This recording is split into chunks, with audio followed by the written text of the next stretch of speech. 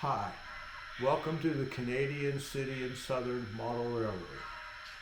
Today's video is rebuilding my turntable, part 1. I've decided to redo my turntable. It's the same turntable, but it has had some minor modifications. The magnets have been removed from the ends. Hopefully I won't need those anymore. It's on a whole new piece of board that will be set into the layout after the old area is sawn out. It has a layer of cork over the entire area and not just under the tracks, and there will be more cork where the tracks go. The side walls of the shallow turntable pit have been sanded down to match the bottoms of the rails of the turntable, so that there's less of a jump as the trains go on and off the table from the track surrounding it. I've put a few boards in the middle here to represent the pedestal that the turntable would turn on. And I've also put in the 3-foot long ties and the wing rail.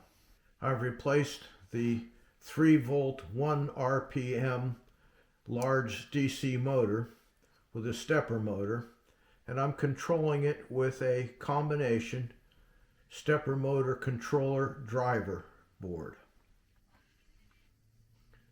That hasn't been working out as well as I had hoped.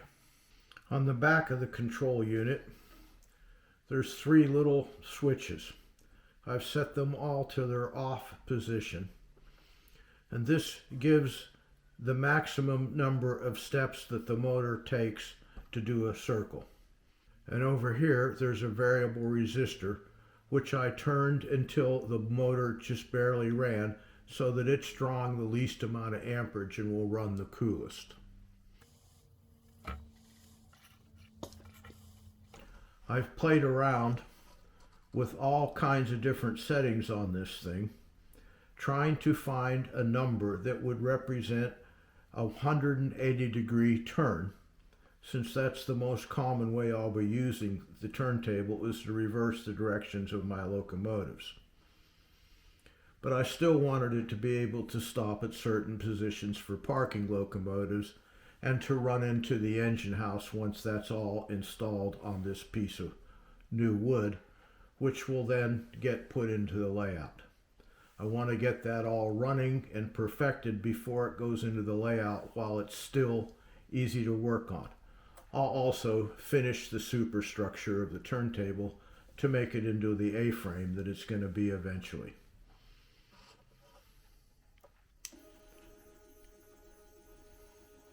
So what I have found is, no matter what numbers I plugged in, counterclockwise and clockwise were never quite the same, and it wouldn't line up.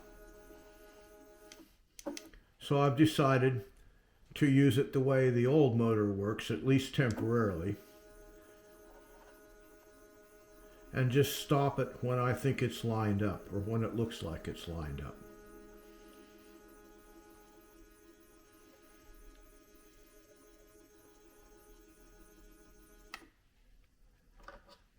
The number up here supposedly means 4 RPM, but that's affected by the little switches on the back, and since I've set it to the maximum number of steps, it's actually a little bit slower than that, but that's okay. It's about what I want, and other settings seem to be either too fast or make too much noise in the motor.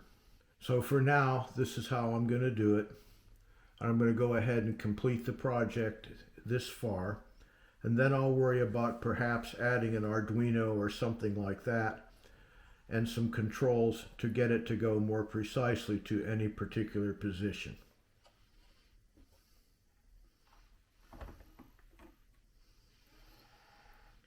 I've left the tops here unsanded until I got it down to the right height for the rails. Now I can stain those and continue working on the superstructure and add more cork and the engine house itself to line everything up and start testing it here on the workbench, where it's being supported by a couple bricks temporarily to make up for the height of the motor underneath. The space on my layout for my engine facilities is tight, so I have shortened my engine house, and in the process it got damp so that I could soften up glue. And it is warped in a few places and peeled back, and those areas will have to be repaired.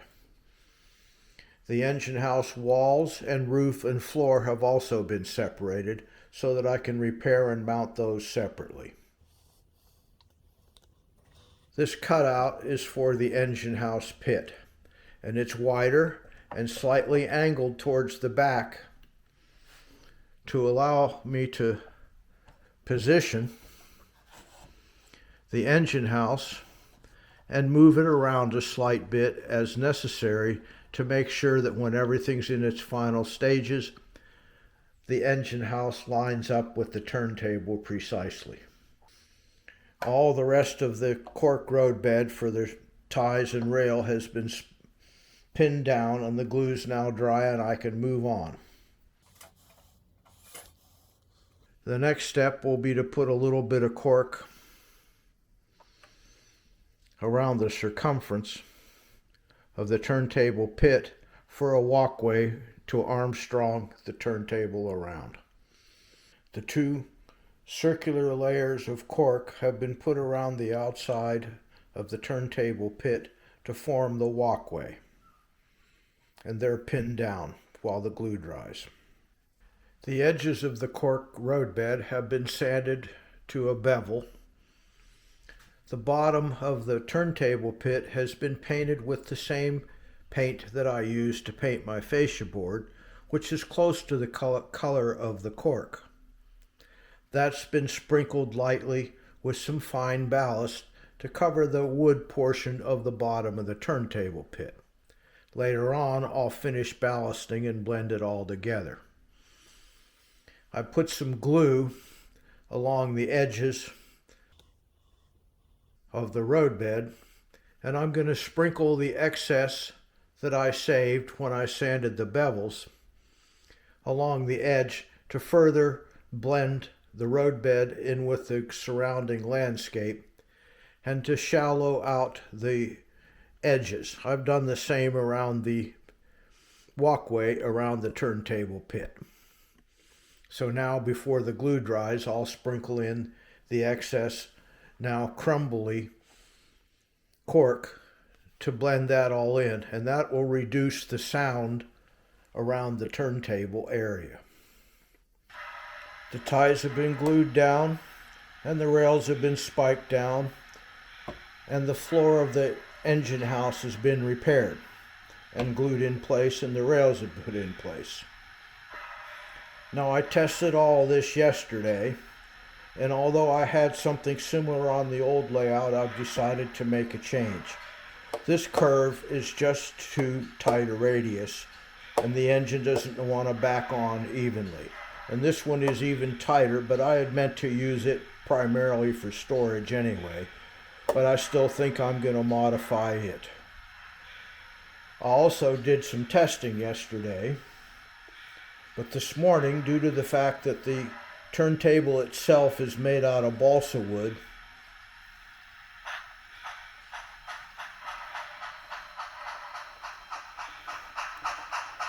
it's no longer level enough. It's moved just overnight. And without a run, the engine can't make it back into the engine house. So I can sand down the ties coming into the engine house and fix it that way. But I'm considering making a whole new turntable deck out of stiffer wood, basswood, or perhaps basswood and spruce.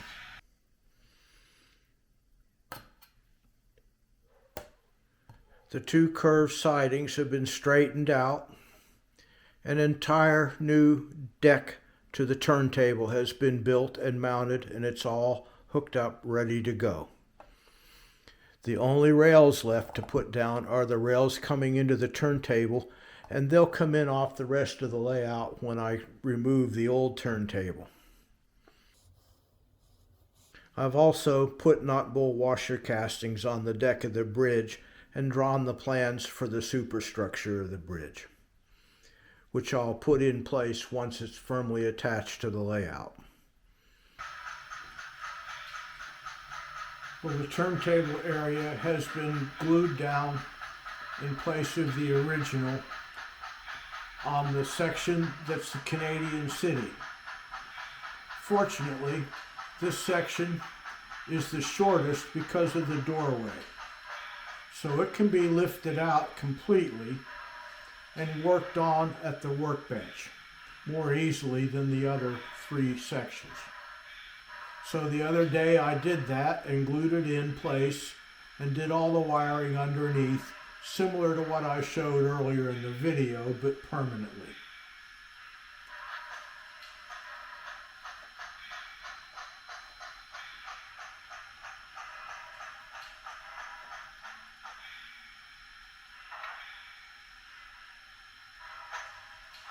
Now the turntable can be lined up just by pushing the two direction buttons, but you got to get closer, and right now the camera's in the way.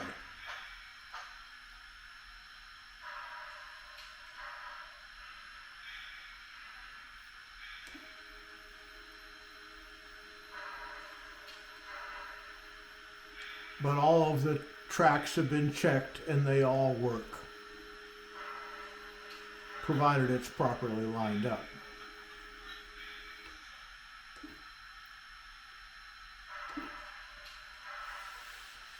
So now I gotta pause and get closer.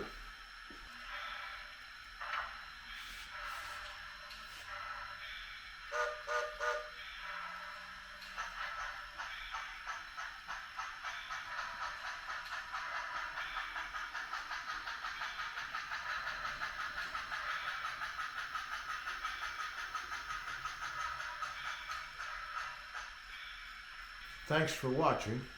Like, subscribe, share, whatever, and we'll see you again next time.